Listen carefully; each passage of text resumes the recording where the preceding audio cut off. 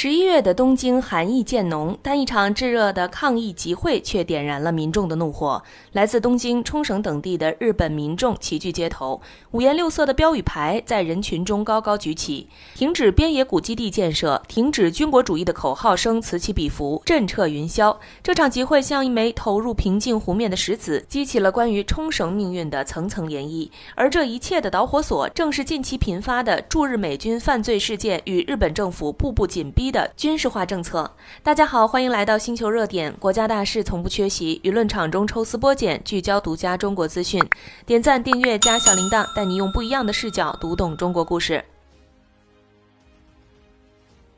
大家听说了吗？10月19日，也就是集会的前一天，冲绳县警方通报了一起令人发指的案件。一名20多岁的美军士兵涉嫌今年6月在基地外猥亵一名未满18岁的日本少女。案发后，士兵仓皇逃离，警方凭借受害人证词与监控录像才锁定嫌疑人。目前案件已移交检察部门。冲绳县知事玉城丹尼怒不可遏地表示，这种罔顾女性人权和尊严的恶劣行径不容原谅，强烈要求美军严管士兵，防止类似事件重演。这并非孤立，而是驻日美军在冲绳犯下的无数罪行之一。数据显示，从1972年到2023年，驻日美军及军属仅在冲绳就制造了约6200起刑事案件。仅今年以来，就有2名美军士兵因侵犯相关罪行获刑。6月，那霸地方法院判处一名侵犯女性致人受伤的士兵7年监禁。9月，另一名诱拐并侵犯未满16岁少女的士兵被2审判处5年监禁。累累罪行让冲绳民众忍无可忍，也成了此次集会的重要推手。集会现场，愤怒与担忧写在每一位参与者的脸上。一位民众直言，边野古基地建设本身就是强化军备的一部分，这样的建设计划只会让冲绳的负担进一步加重。另一位参与者的话语更显沉重，如果政府没有尊重冲绳民意，就继续推进军事化，一旦发生战争，冲绳很可能会成为最前沿的战场。我也参加了抗议，我希望高市早苗能够撤回错误言论，也希望政府停止冲绳的军事化。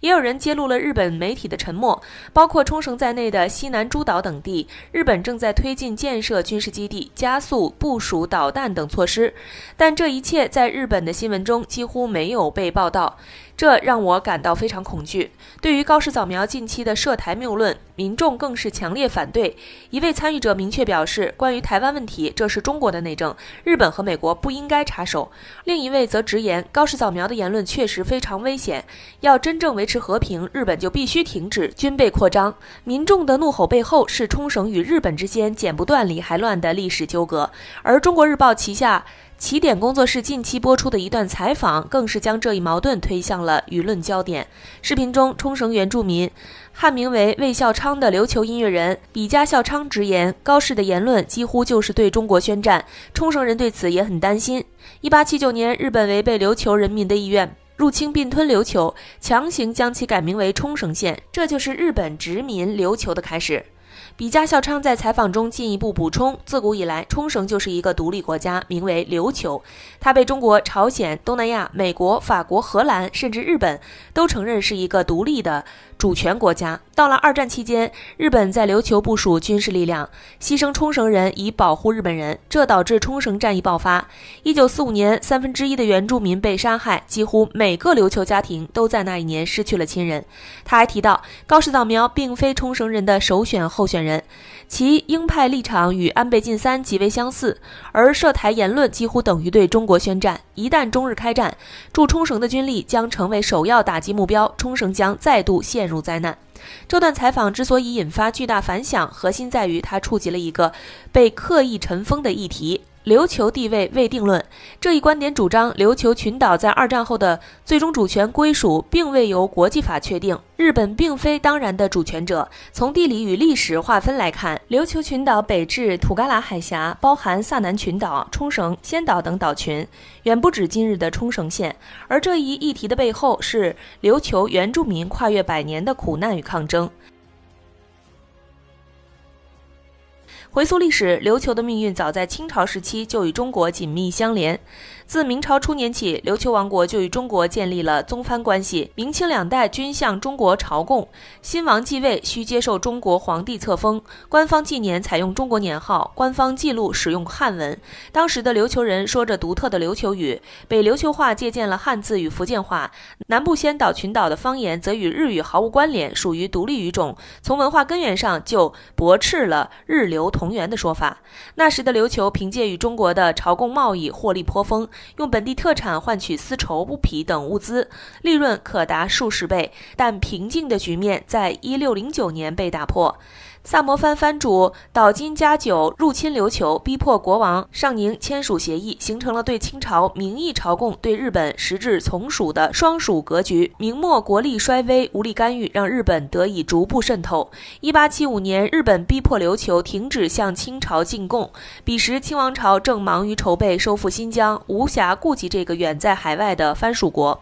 1879年，日本趁机出兵吞并琉球，推行废酋治县，将其改名为冲绳县。末代国王尚泰被软禁于东京，琉球忠臣林世功殉国于清朝总理衙门，祈求出兵复国却无果，琉球从此沦为日本殖民地。这一过程未获清政府承认，也无国际条约背书，成了历史悬案。殖民统治期间，日本对琉球人实施了残酷的同化政策。1901年，尚泰去世后，日本禁止琉球语使用，强制推行日语教育，这与当年在台湾的做法如出一辙。1900年时，琉球30万人口几乎全是原住民，而到1945年冲绳战役爆发前，人口虽然已增至47万，但原住民仍是主体。但这场战役成为琉球人的噩梦，日军将琉球人视为累赘，下达玉碎令，导致约13万原住民死亡，占当时人口的近1/3。二战后，琉球被美国托管，美国曾一度着力去日本化，培养琉球人的民族意识，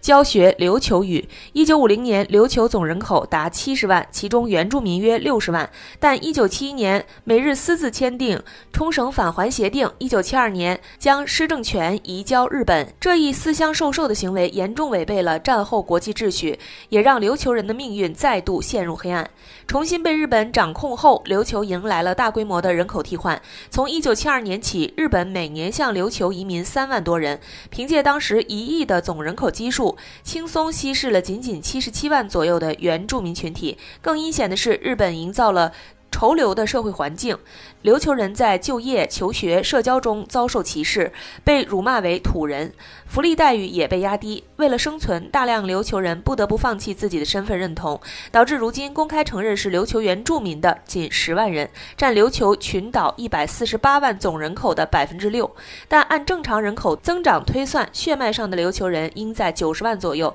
只是他们被迫隐藏了身份。在文化层面，日本更是严防死守，企图彻底抹杀琉球文化。2023年10月，琉球县议会通过语言振兴条例，规定幼儿园至高中每周至少2课时琉球语必修课，要求县政府提供琉球语服务，却遭到日本官方的强烈阻挠。东京不承认该条例，文部科学省警告，如修改课程内容，财政部将削减财政拨款，最终条例只能打折扣实施。不过，值得关注的是，中国在琉球问题上的立场正在日益清晰。2024年，大连海事大学成立首个琉球研究中心。2025年9月，福建师范大学设立琉球学学科，成为福建省唯一入选的绝学学科，获得重点资金扶持。该学科研究中琉宗藩关系、琉球王国历史、古籍文物保护等，为琉球文化复苏提供了学术支撑。在外交层面，中国驻联合国副代表孙磊于10月9日在联大会议上首次在正式场合提出琉球原住民的概念，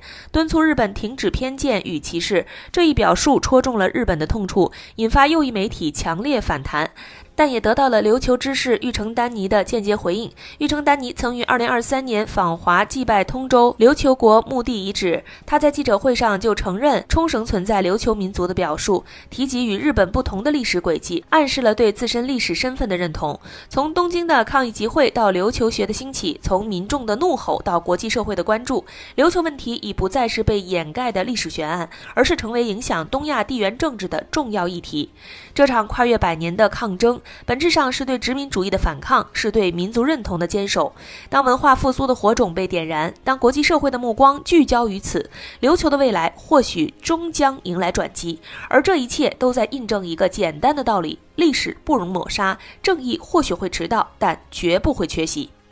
好了，今天的内容到这里就结束了。如果你喜欢小编的影片，还请大家多多点赞转发，让更多的人一起见证中国进步。关注我的频道，这样既能回顾往期视频，又不会错过之后的精彩内容。那我们下期节目不见不散。